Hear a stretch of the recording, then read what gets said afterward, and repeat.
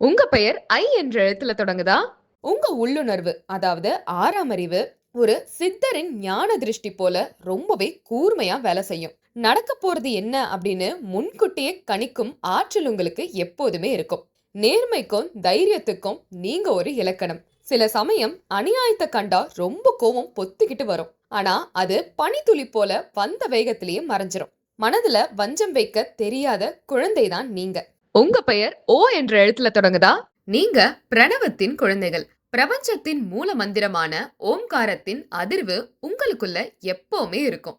நீங்க ஆழமாக சிந்திக்கும் ஆற்றல் கொண்டவர்கள். ஆன்மீகத்துல உங்களுக்கு ஒரு தனி ஈடுபாடு இருக்கும். இமயமலை போல பொறுமையானவர்கள். உங்க வார்த்தைக்கு ஒரு மந்திர சக்தி இருக்கு.